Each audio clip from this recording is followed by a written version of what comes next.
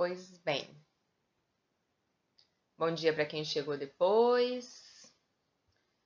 Apostila, página 15. Vamos começando. Antes, na verdade, da apostila, pode deixar ela aberta aí. Mas antes eu vou compartilhar uma imagem com vocês. Que na semana anterior,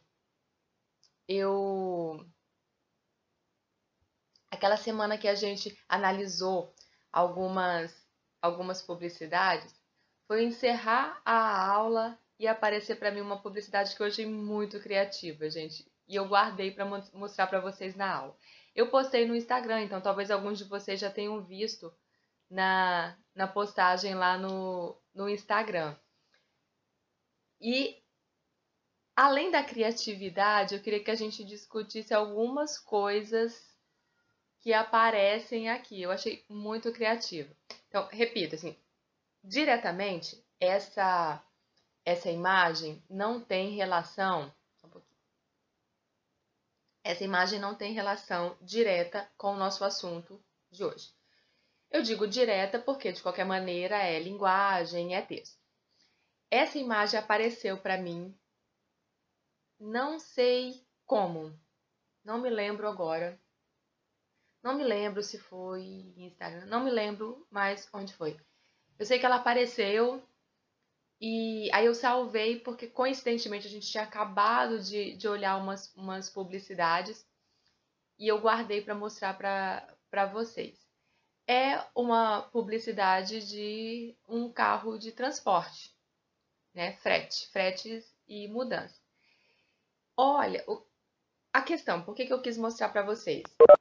A construção que ele fez, o falar com o público e os pré-construídos. Tem uma coisa que é muito interessante a gente pensar quando a gente analisa texto, é o conceito de pré-construído, ou seja, que conceito anterior, pré-construído, construído anteriormente, eu identifico em um texto. Então, quando eu pego um texto, que informações extralinguísticas eu encontro naquele texto ali? E isso é fundamental para uma interpretação de texto, o que está fora do linguístico. Ou seja, vou interpretar aqui, o que eu vejo aí é o meu linguístico, é o meu material ou a materialidade, certo? Qual é a materialidade? É um cartaz, 3 fotos do caminhãozinho de mudança em posições diferentes e a frase. Diz que frete, as frases, né? Diz que frete 51 996970430 separou do marido, ó, ao falar com o interlocutor, conversar com o interlocutor, né? Uma característica da publicidade. Separou do marido? Busco tudo antes que seu ex apareça. Em caso de quebra-pau, ajudo a separar a briga. Se caso voltar para ele, dou desconto no retorno. Gente, olha isso, olha as possibilidades. O que ele fez? Tem pré-construído aí? Diversos. O pré-construído de que em uma separação pode ter um quebra-pau, né? Em caso de quebra-pau, em caso é uma expressão muito interessante de se usar, inclusive em redação.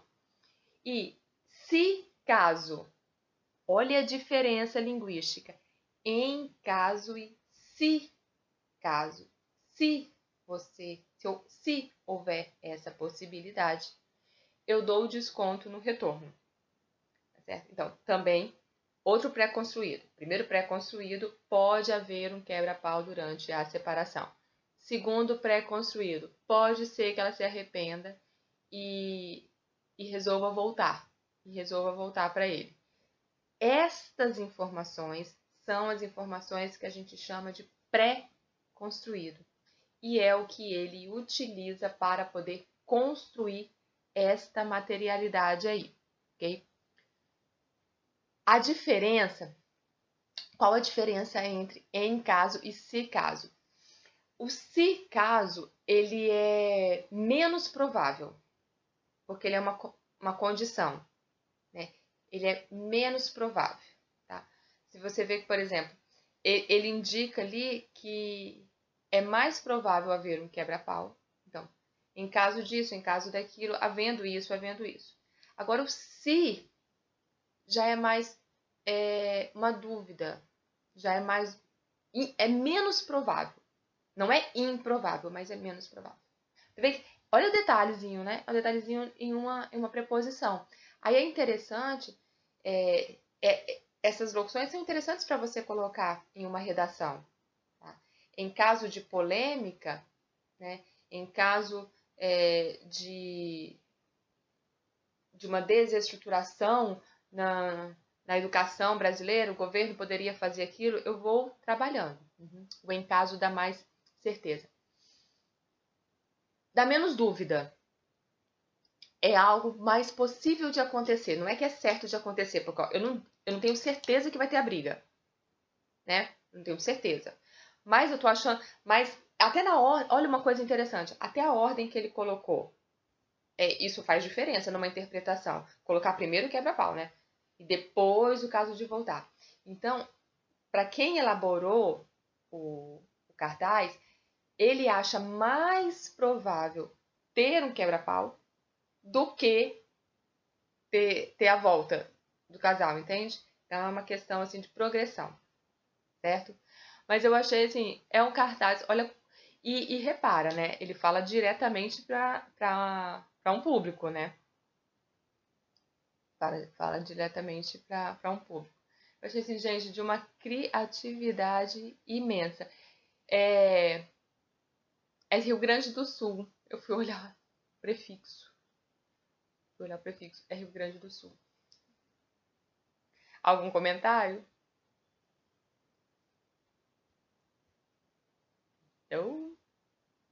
Foi criativo, não foi?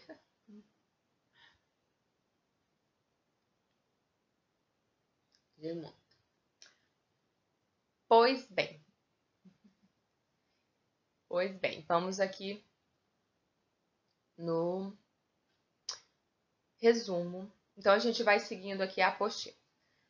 2 assuntos que a gente vai trabalhar hoje. Quem chegou depois, eu avisei que a gente ia passar pelo assunto de redação. A aula hoje seria só redação. A gente ia passar pelo assunto de redação e chegar ao assunto de gramática, porque a gente não trabalhou esse assunto ontem, tá certo?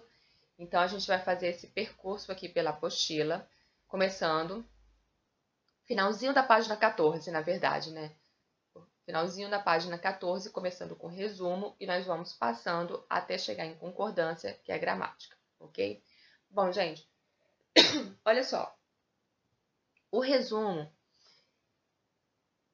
é um texto que, no momento, é muito interessante para vocês. No momento que eu digo, não é um momento de pandemia, é um momento de ensino médio, tá? O resumo pode ajudar você muito, muito. Eu sei que vocês fazem muito resumo com o Paulo em história. Que ele pede muito, assim, às vezes a pessoa fala, quanto resumo. Olha, vocês não têm noção do quanto isso vai ajudar vocês. Do quanto fazer resumo para uma determinada matéria vai ajudar vocês. Façam esses resumos mesmo, façam com dedicação e guardem estes resumos. Guardem para a terceira série. Vou falar por mim, por redação. O que isso vai interessar para vocês? Quando você produz uma redação, quando a gente trabalha a redação, eu, Fabrícia, vou trabalhar a estrutura. A gente faz um debate, a gente conversa sobre um assunto, mas a aula de redação, ela te fornece a estrutura do seu texto. Aquilo que, desde que comecei a trabalhar com vocês, eu falo sobre estrutura superficial, é aquilo que eu vejo. A estrutura profunda do texto, o conteúdo do texto, é fornecido por outras disciplinas. É fornecido por seu conhecimento de mundo, pelas leituras de mundo que você faz, pelos filmes que você vê, pelas reportagens que você lê, pelos livros, tá? E é fornecido por outras disciplinas da escola. Todas as outras. especificamente história, geografia, sociologia e filosofia. Eu também tenho, João. Eu já ia te chamar no final da aula, tá? Fica no finalzinho que a gente conversa. Eu vou lembrar, eu já ia te chamar mesmo, tá certo? Então, gente, as 4 disciplinas, história, geografia, filosofia e sociologia, elas são fundamentais.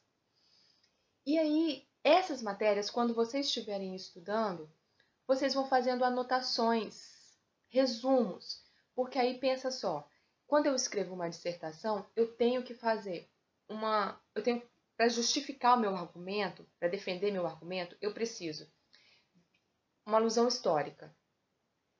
De onde eu vou tirar uma alusão histórica, gente? Das minhas aulas de história, das minhas aulas com o Paulo, dos resumos que o Paulo pede para eu fazer, que eu já vou ter tudo ali esquematizado. E, à medida que eu escrevo, aquilo vai se fixando na minha cabeça. Eu preciso fazer uma citação filosófica. De onde eu vou tirar essa citação filosófica? Das aulas do Flávio, das aulas do Josimar. Vou tirar das aulas dele. E à medida que eu estiver estudando o conteúdo dele, eu vou anotando. Ele falou uma frase interessante de um filósofo, eu vou lá e anoto e guardo aquilo, porque na minha redação para o Enem eu vou precisar fazer uma citação dessa. Eu vou precisar. Então o resumo tem que vir para você como aquilo que vai ajudar você a ter material acessível, algo que você vai poder consultar com mais facilidade e mais rapidamente. Então o resumo, na verdade, ele tem diversas funções. Você está estudando, tirando as informações principais. E tem um detalhe, como o resumo não é uma cópia, tá? Os espertos aí, e os gaiatos aí, que eu sei que vão fazer o seguinte, tem que fazer resumo do Paulo, vai lá e pega uma frase de cada parágrafo, copia, sai só fazendo aquela colchinha de retalhos, né? Patchwork. Não é isso. Não é isso. E não pense que você está enganando o professor. Não, você está se enganando, você não vai ter um material consistente para poder usar depois. É simples assim, né? O resumo é você compreender, ler, compreender e colocar com suas palavras as informações principais, tá? Com suas palavras. Então, o resumo é uma síntese de ideias. Ó, tá aqui no finalzinho da página 14. O resumo consiste na síntese de outro texto. O autor seleciona as informações que julga serem importantes para o leitor a que se dirige e as apresenta de forma clara e objetiva, sem alterar as relações entre as ideias estabelecidas no texto original. Só um pouquinho aqui, gente. Meninos do sexto ano que estão na sala, nossa aula é às 11 horas. Nossa aula com o sexto ano é às 11 horas, ok? Agora é a segunda série. Voltamos. De forma clara e objetiva, sem alterar as relações entre as ideias estabelecidas no texto original. Sem alterar as ideias. Isso é fundamental. Você não pode mudar o texto. E aqui? Pois bem, na página 15, resuminho aí. No quadrinho fica a dica. O resumo não pode conter a opinião de seu autor. Quando o professor pede a opinião, ele está pedindo uma resenha, tá? Uma resenha. Vamos ignorar, João. O resumo não pode conter a opinião de seu autor, que deve adotar um posicionamento neutro e manter a mesma linha de raciocínio apresentada no texto base. Ou seja, o texto não é seu. O texto não é seu. Você não pode alterar a informação, você não pode mostrar aquilo de uma outra maneira. Ele não é seu. Ele é apenas o que você abstraiu do texto de uma outra pessoa. Tá? O resumo é isso. A resenha, sim, a resenha é um texto seu. E aí você pode colocar a sua opinião, mas o resumo não, tá certo? O resumo vai ter muitas utilidades para vocês. No caso do ensino médio, a utilidade para vocês é ter informações ali de fácil acesso para você produzir, para você fazer uma avaliação, para você estudar para a prova, para você fazer uma redação. Fora disso, você precisa de resumos. Você vai fazer uma entrevista de emprego e a pessoa... Deixa eu ver, Lila. É Lucas o quê? Deve ser alguém do 6º ano.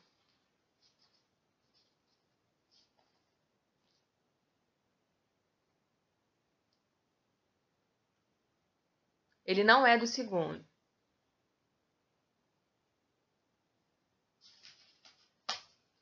Vê se ele é do 6º.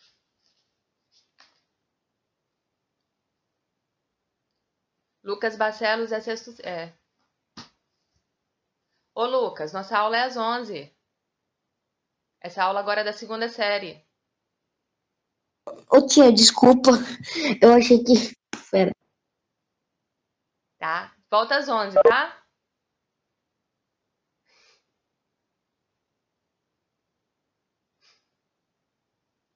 Fofinho, né? Acho tão fofinho. Ô, tia, desculpa. Uma gracinha. Ficou toda boba. Bora lá. Tadinho. Devia ainda estar perdido no conteúdo, né? Devia estar perdido. Mamão. Ok, volta. Resolvido. Então, eu falei da situação da situação de uma entrevista de emprego. Imagina, por exemplo, Fernanda. Imagina a Fernanda, que foi a última que falou aí. Chega lá para fazer uma entrevista de emprego, o entrevistador fala: Fernanda, resuma sua vida acadêmica para mim. Tá.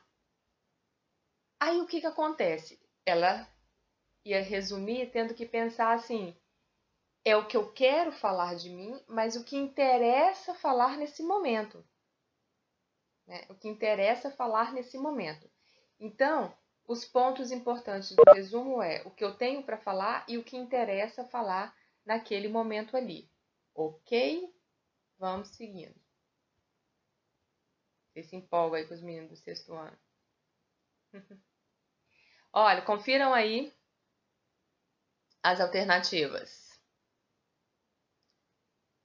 Gabaritinho aí para vocês. Página 15, questão 2, letras A, B, C, D. Amorzinho, bolinho, coraçãozinho, docinho. Questão 3, letras A, B, C. Amorzinho, bolinho, coraçãozinho.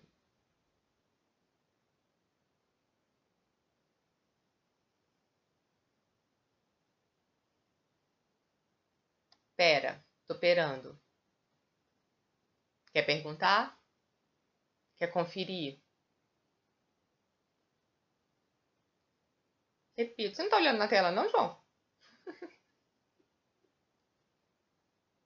É que eu me perdi. Ó, página 15, tá aí? Tá na página 15, João? Questão 2. Letras A, B, C e D.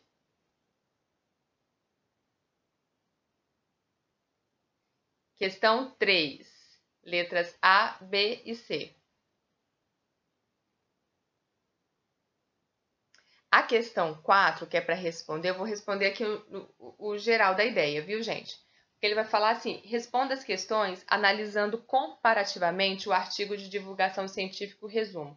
Eu vou aproveitar essa questão para mostrar a diferença dos dois.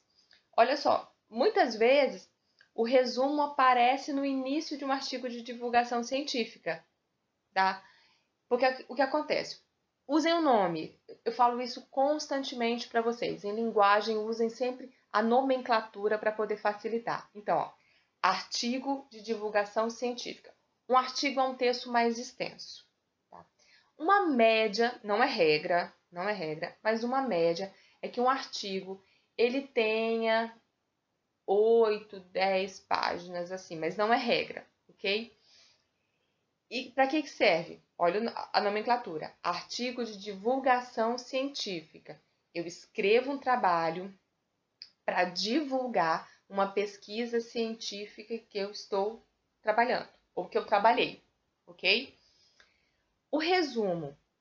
Eu posso resumir um artigo de divulgação científica. Digamos que eu, Fabrício, fui lá, escrevi um artigo de divulgação científica. Eu quero mandar esse artigo para uma revista. Eu quero que esse artigo seja publicado numa revista de linguística. Eu não vou mandar o artigo inteiro para aprovação. Eu faço um resumo do meu próprio texto. Envio esse resumo para a revista. Eles vão, pelo resumo, analisar. É interessante ou não para a nossa revista ter este trabalho. E eles vão aprovar ou não. Tá? Esse é um caso que eu posso usar o resumo. Outro caso. Publiquei, tá lá na revista científica o meu artigo. Antes dele, no início, eu coloco o resumo, que é para a pessoa que está lá, a pessoa pega uma revista de divulgação científica e tem várias reportagens, vários artigos. Ela lê o resumo para ver se ela se interessa em ler o restante. Como quando você pega um livro, né? A gente não pega um livro e vai lá na contracapa para ler o resumo do livro, para saber se interessa ou não, né? A gente que lê bastante, né, pessoal? A gente faz isso. Então, o resumo é uma forma de você apresentar o seu texto. Às vezes vem determinado, viu? Às vezes tem assim, você quer enviar um trabalho para algum lugar, eles definem quantas palavras podem ter o seu resumo. Tá? Quantas letras. Então, por exemplo, um resumo para uma revista, eles vão falar assim, envia um resumo com 200 palavras. Aí você tem que dar até 200, né? Você tem que dar um jeito de contar tudo que está no seu trabalho com até 200 palavras para poder enviar. E isso é bem complicado. Eu não me lembro se foi na turma de vocês que eu cheguei a contar isso. Uma vez eu fui enviar o meu trabalho para uma revista e eu desisti, porque eu fui fazendo resumo. Olha só, nem era resumo de um outro trabalho, era um resumo de um trabalho meu mesmo. E eu fui resumindo para poder enviar e eu contava as palavras, dava mais de 200. Resumia, contava as palavras, dava mais. Tudo, Fernanda, tudo. Um Ezinho conta. Essa é a loucura, entende? E aí você... 200. Gente, imagina, a pessoa fala muito, né? Aí eu contava, dava mais de 200. Aí tirava, contava de novo, dava mais de 200. Aí eu comecei a perceber que estava mudando o sentido, sabe? O sentido do meu texto. Eu não estava conseguindo, com aquele resumo, dizer o que eu pretendia dizer. Eu desisti. Então, veja, às vezes você acha assim, o resumo tem que ser aquela coisa bem enxuta, vou tirar tudo. Mas muda o sentido. Então, olha o cuidado. Ao resumir os trabalhos aí, os textos para outros professores, olha o cuidado de você não mudar o que o autor disse. Porque, no exemplo que eu citei, eu acabei mudando o meu próprio texto. E aí eu desisti, né? O problema é o contrário. Às vezes acontece. O problema contrário, João, pode vir por diversas razões. E acontece também, para você não achar que é um problema seu. Esse contrário já aconteceu comigo também. De ter que atingir um número mínimo de palavras em um texto para poder enviar e não conseguir. Por que a gente não consegue? Porque a gente não tem informação suficiente, tá? Porque a gente não tem vocabulário suficiente. E aí, o importante, quando estiver acontecendo isso com você, e até as coisas mais simples, gente, tipo, eu preciso fazer uma dissertação argumentativa de no mínimo, sei lá, 15 linhas, digamos assim. Aí eu não consigo chegar a 15 linhas. O que você precisa é parar e pensar assim, por que eu não estou conseguindo chegar? Sabe? É uma dificuldade de organizar as ideias dentro do texto ou é uma dificuldade de conteúdo? Eu não tenho informação suficiente para colocar ali. Então, sempre que essas coisas estiverem acontecendo com vocês, é importante você parar e se analisar. Tá? Corrija o seu próprio texto, pense, estude o seu próprio texto. Eu não estou conseguindo por quê? Certo? Então, resumo, é importante. A gente não vai ler esse texto aqui, né? E aí a gente vai seguir essa parte. Eu quero falar aqui de exposição. Exposição oral. Bom, o nome diz, né, gente? Exposição oral. Vou ler só esse trechinho aqui no finalzinho da página 18. Veja só. No início dessa unidade, você conversou com os colegas. A gente conversou assim, uma conversa assim. Sobre a popularização do conhecimento científico e sobre como este fato permitiu o acesso a informações antes exclusivas aos laboratórios, institutos de pesquisas e universidades. E aí vem um texto. Tá? Olha só, o que é exposição oral? É a apresentação desse artigo. Tá? Outra coisa que vocês fazem com uma certa frequência no ensino médio, o apresentar trabalhos. Tá? E aí, veja, quando você vai apresentar o seu trabalho, qualquer matéria que seja, se você for apresentar para o Enzo, para o Paulo, para o Flávio, para o Josimar, a primeira coisa é fazer um resumo, né? Porque você apresenta um trabalho de uma pesquisa que você realizou. Você realiza a pesquisa sobre o assunto, só que você não vai chegar ali na frente da sua turma e falar tudo o que você encontrou sobre aquele assunto. Primeiro ponto, selecionar o que é interessante ser falado ou não. Essa seleção é já o resumo. E aí você vai para a apresentação. A apresentação é uma produção de texto oral, mas é uma produção de texto. Então você chega ali na frente da sala, na frente dos seus colegas e você vai apresentar o resumo da sua pesquisa. A exposição oral é uma maneira de divulgação científica, por isso que eles colocaram aqui nessa mesma unidade, porque muitos artigos científicos são apresentados em congressos. Tá? E o congresso, por mais que ele seja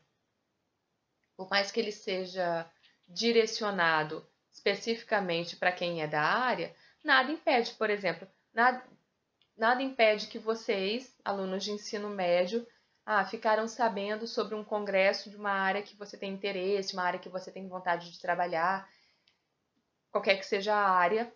E aí você ficou sabendo que na UFES vai acontecer um congresso sobre isso e você gostaria de ver como é.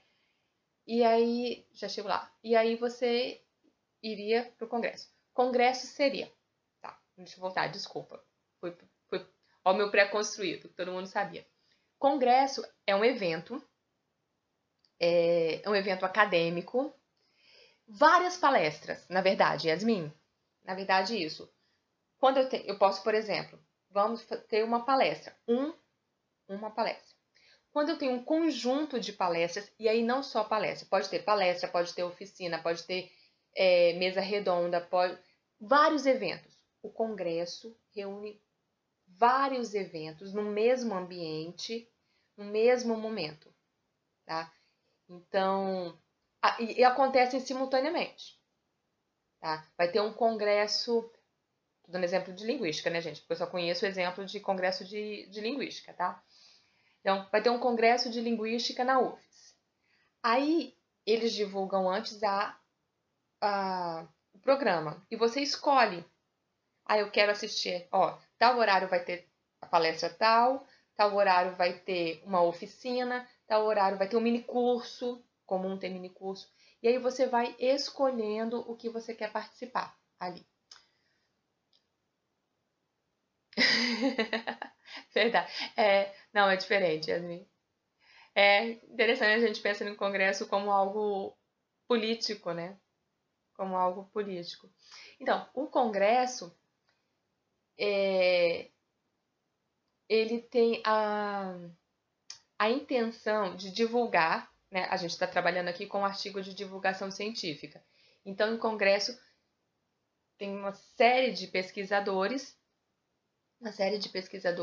divulgando as pesquisas linguísticas. Então, João, tem relação, sabia? Como você falou, a gente pensa em congresso político e religioso. Ó, se a gente pensa no político, o que é o congresso? Não é um grupo de políticos reunidos tentando chegar num bem comum.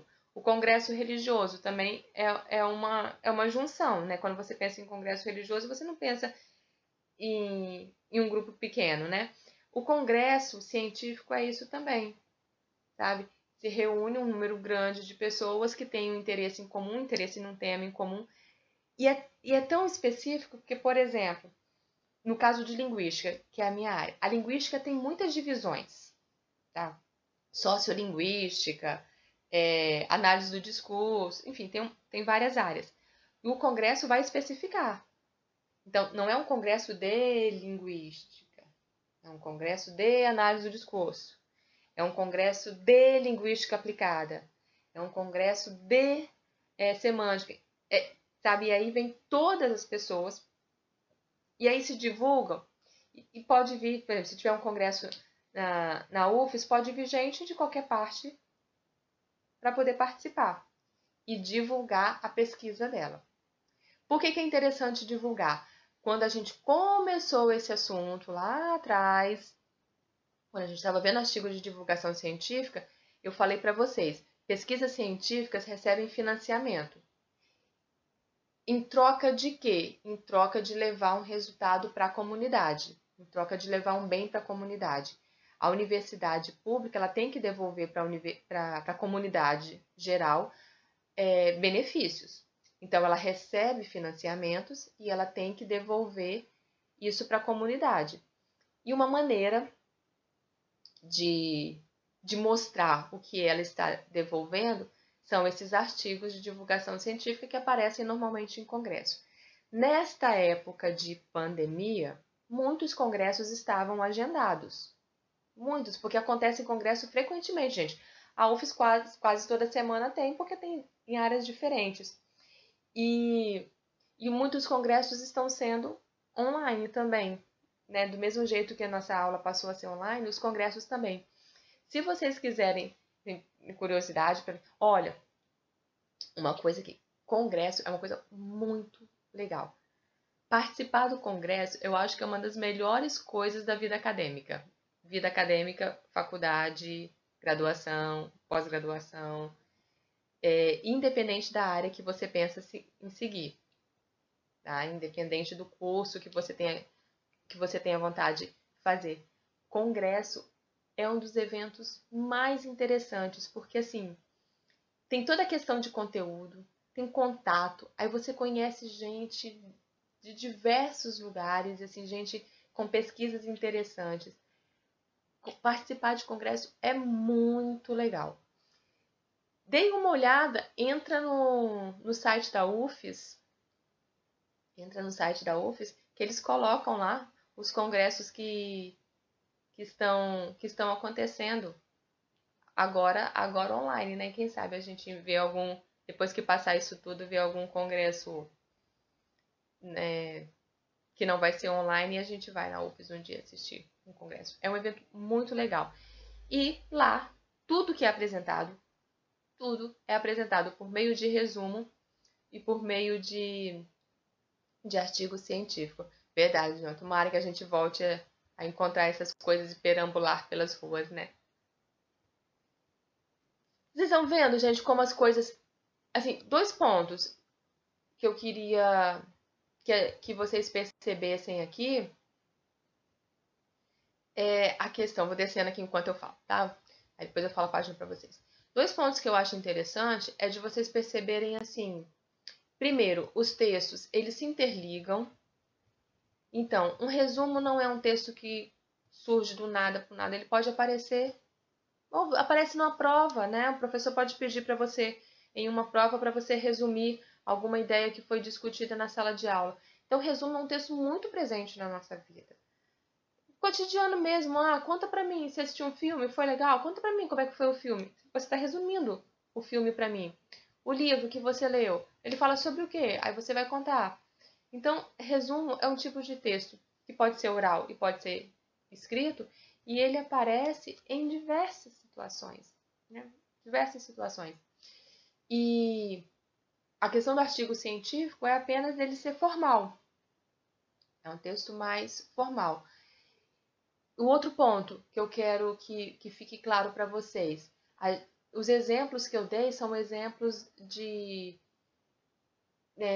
da academia, né? O exemplo da faculdade, de congresso, de pesquisa científica, mas são coisas que você pode tirar de lá e usar no seu cotidiano de aluno de ensino médio. Então, assim, a maneira como eu estudo, a maneira como eu penso um texto, pensar um texto mais objetivo, pensar um texto mais direto, são coisas de um outro ambiente que eu posso usar no meu ambiente. É aquilo de pegar de toda a área aquilo que pode me ajudar, né? Ter uma visão mais objetiva do texto. Então, é interessante fazer isso quando vocês estiverem produzindo, inclusive, a dissertação. Certo? Alguma coisinha aí dessa parte?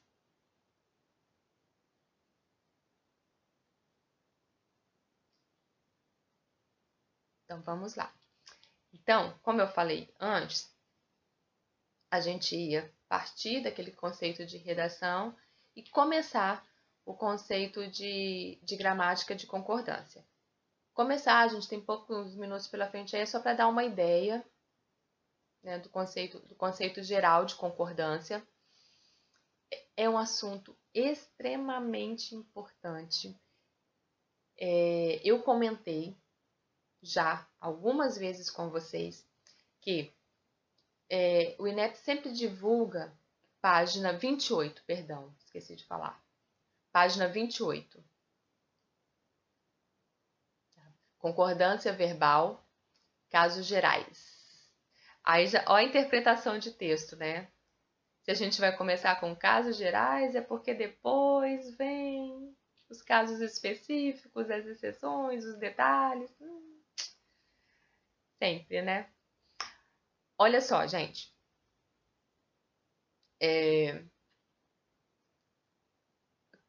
Eu estava falando, o INEP, ele divulga todo ano os tipos de erros mais comuns na redação, erros gramaticais. Gramática é avaliada na redação do Enem na competência 1, né? Das 5 competências da redação do Enem, a competência 1 é que avalia a norma padrão, a gramática. Eu falo norma padrão, norma culta, porque ela não avalia só regra gramatical, ela avalia o nível de linguagem também, tá certo? Então, quando você comete um desvio linguístico, pontuação, concordância, regência, você perde ponto na competência 1, certo? E aí, todo ano eles divulgam o tipo de desvio linguístico, de erro gramatical mais comum. E 2 estão sempre lá na frente, acentuação gráfica e concordância verbal. São os erros mais comuns, os desvios linguísticos mais comuns nas redações do Enem. Então, são pontos que a gente precisa ficar bem atento. E aí, concordância é bem louco, porque assim, concordância é interpretação de texto, gente. Às vezes o aluno fica assim, eu tenho que ficar naquela coisa, identifique o sujeito, identifique o predicado. Para que eu preciso ficar fazendo análise sintática? Identifique o sujeito, identifique o predicado. Bom, o verbo está no predicado. Aí eu tenho como primeira regra de concordância, verbo concorda com o sujeito. Só que eu não consegui identificar o sujeito dentro do meu texto. Como é que eu vou fazer a concordância? Tá entendendo? Porque nem sempre fica aquela coisa bonitinha do sujeito, o verbo e o complemento. Vimos isso, inclusive, com voz verbal, né? Que eu tenho toda uma mudança. Eu posso, independente da voz verbal, ter um sujeito que está lá no final da oração. E aí? Então, eu preciso sim identificar o sujeito, identificar o predicado, identificar o verbo para saber como fazer a concordância. Então, outro ponto importante. Concordância verbal, porque existe a concordância nominal. O que é nome em gramática? Nome em gramática é o que não é verbo, a classe gramatical que não é verbo, certo? Então, quando eu concordo um substantivo com um adjetivo, é um caderno florido, é uma paisagem bonita. Paisagem, substantivo, bonita, adjetivo. Eu vou ter aí uma concordância nominal. Paisagens bonitas. Eu estou concordando dois nomes, não estou concordando verbo nenhum, dois nomes. Não é o que a gente vai estudar aqui agora. As regras que a gente vai ver agora não são regras de concordância nominal. Nós vamos ver regras somente de concordância verbal. Quando eu preciso concordar o verbo com o termo a que ele se refere. Mas, Fabrício, isso não é muito óbvio e não é muito fácil? Sim, se eu tivesse sempre um sujeito simples. Mas eu tenho o sujeito composto. Eu tenho, às vezes, o sujeito composto depois do verbo.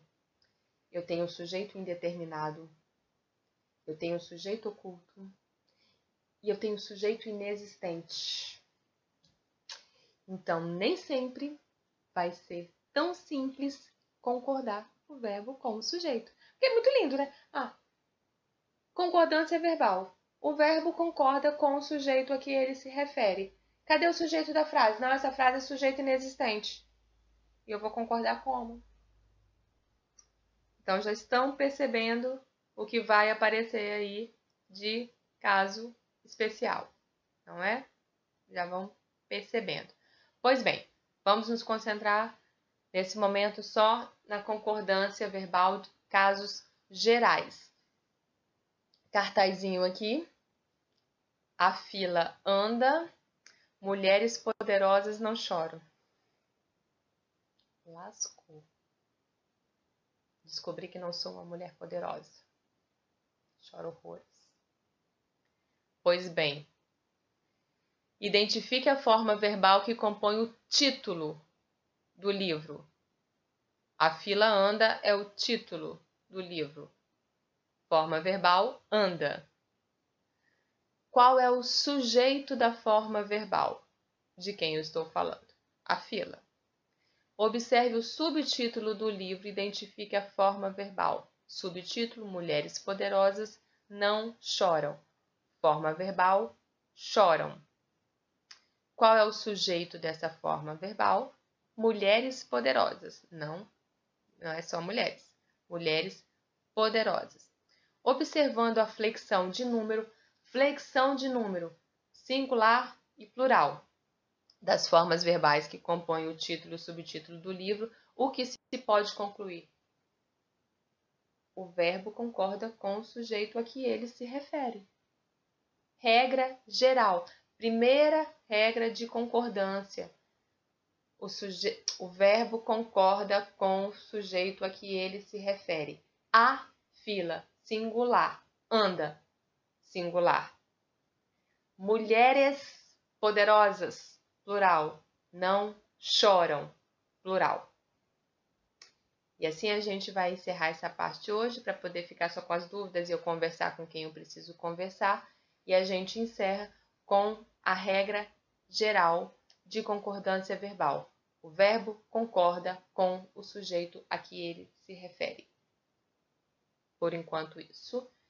Vocês vão fazendo as atividades e a gente discute na próxima aula, certo? Ok? Marcos, diga-me. Repito. AB, qual é o sujeito da forma verbal? A fila. De quem eu estou falando? a fila. Observe a letra C. Observe o subtítulo do livro e identifique a forma verbal. O subtítulo é Mulheres Poderosas Não Choram. Forma verbal, choram. Quando ele fala forma verbal, ele está perguntando qual é o verbo, tá, gente? Simplesmente isso. Qual é a forma verbal? Qual é o verbo? Ok? Conseguiu pegar, Marcos? Certinho. Muito obrigada, meninos. Obrigada pela presença, obrigada pela atenção, pela participação. Até a próxima. Bom dia para vocês. Beijos.